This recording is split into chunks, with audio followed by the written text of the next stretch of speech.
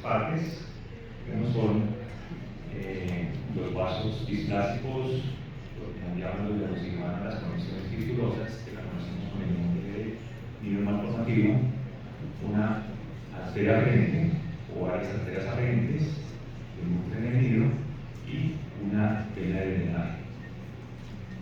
Se sabe que estas patologías es frecuente en pacientes jóvenes, menores de 40 años, con una tasa de sangrado en general del 2 al 4%, y cuando sangran, la tasa de resangrado es cercana a 6 al 18% al año.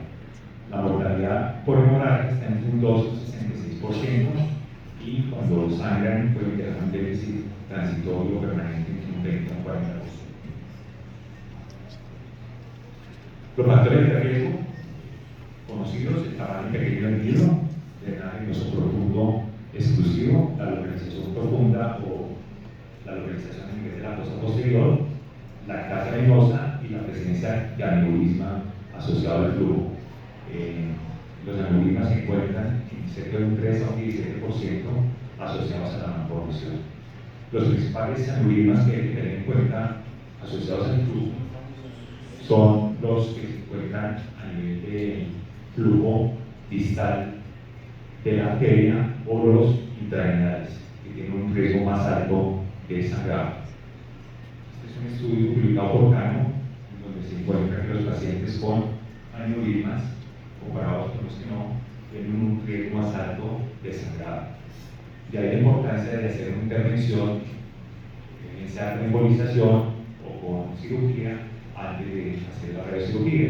Ahí podemos ver que cuando no se hace radiocirugía, la probabilidad de sangrado es más alta cuando está la presencia de aneurisma que cuando supera. Es conocido que las malformaciones arteriales son lesiones congénitas. Sin embargo, esto ha sido controversial en los últimos estudios, porque exámenes prenatales, principalmente en ultrasonidos de screening, no se ha encontrado una falla en el flejo vascular embrionario en muchos de los pacientes que posteriormente hacen las malformaciones. Factores genéticos asociados: tenemos estos tres que tienen altísima incidencia de presentar malformaciones, y el otro mecanismo que se está planteando es que las malformaciones son lesiones dinámicas con angiogénesis propia, en donde el mecanismo inflamatorio después de una lesión en nivel del vaso podría desencadenar esa la formación y el sangrado. Entonces, generalmente puede haber una agresión a nivel del vaso que desencadena que se activen las células inflamatorias, principalmente citoquinas, quimoquinas, factores de crecimiento del vascular, que van a llegar a producir una alteración de la pared del vaso, liberación de células inflamatorias del torrente circulatorio, principalmente los macrófagos, que son los encargados de romper la barrera hematoencefálica, producir activación nuevamente de la microglía y de los astrocitos, activando más células inflamatorias y volviéndose esto en una cascada inflamatoria que va a conducir posteriormente a la formación de una malformación y al sangrado de esta. ¿Cuándo intervenir una malformación? Esa es la principal pregunta que tenemos. Hay que poner en la balanza. Este estudio es el estudio más importante, es un estudio fase 3 de cuándo intervenir una malformación que no ha presentado ruptura. Es el estudio de ALUA. Es un estudio que realizó 226 pacientes. Ahí vemos las características de los pacientes. Bueno, estos son un estudio que nos habla de los predictores de hemorragia en pacientes con malformaciones arteriovenosas que no han sido tratadas. Tuvieron en cuenta tres factores: que la presentación presentó hemorragia, si el drenaje venoso profundo estaba presente o el drenaje venoso superficial, y si estas son intervenciones: el manejo quirúrgico, la microcirugía, se sabe que es el tratamiento más definitivo que hay en el manejo de una malformación. Sin embargo, pues tienen altísimo riesgo de presentar complicaciones. La embolización es una alternativa de manejo, generalmente es un manejo complementario a la cirugía. La cirugía, el objetivo primario es la oclusión completa del nido malformativo, que tiene que ser confirmada por la angiografía, y en la angiografía debe tener puede haber un tiempo normal de circulación sin evidencia de vasos patológicos en el nido y desaparición o normalización de la vena del drenaje. El periodo de oclusión es sabido que es entre 1 a 5 años. Aquí hay algunos cambios histopatológicos en malformaciones después de la cirugía. Sabemos que se produce un daño a nivel endotelial con proliferación de células endoteliales, proliferación de células de músculo liso, que conlleva un engrosamiento de la capa íntima y de la adventicia, posteriormente por la regeneración celular con depósitos de colágeno fibrilar denso que van a fluir más la luz del vaso, y ya en la fase final, en la fase más tardía, se produce dialinización celular y oclusión con trombosis no del vaso. Y ahí podemos decir que la radiocirugía representa la única terapia biológica en el manejo de las más conocidas del Sperber-Martin. Sin embargo, es un sistema de evaluación que fue validado en cuenta el volumen, la edad y la localización, y el diámetro de la lesión será menor de 3 centímetros o mayor de 3 centímetros, los puntos de 1 a 3, experiencia en el manejo de malformaciones.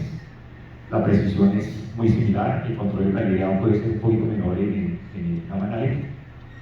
El Gamma Knife es una máquina de uso exclusiva, mientras que la Lina es una comparación dosimétrica entre las diferentes plataformas. Esta es la plataforma de Gamma Knife, la de Lina, de tratamiento con acelerador lineal versus Gamma Knife. Es un estudio retrospectivo, menos de 200 pacientes. En esta institución trataron con Lina entre 92 al 2000, 96 pacientes, de resultados en las diferentes plataformas. Ahí tenemos varios estudios con Lina, hay otros estudios con Gamma Knife, con Cyber, y hay uno con Protonis. Podemos concluir que la tasa de obliteración está entre un 50 a un 80% en estos estudios, y en la dosis que se suministra hay demasiada variabilidad en la dosis. Hay dosis entre 10 a 26 Gray, y eso es dado por el volumen de tratamiento. Los volúmenes de tratamiento grandes pues fueron tratados con dosis más bajas, mientras que los volúmenes pequeños recibieron dosis altas. Estudios de radiocirugía en malformaciones con Lina son similares los resultados en cuanto a tasas de obliteración comparado con los adultos.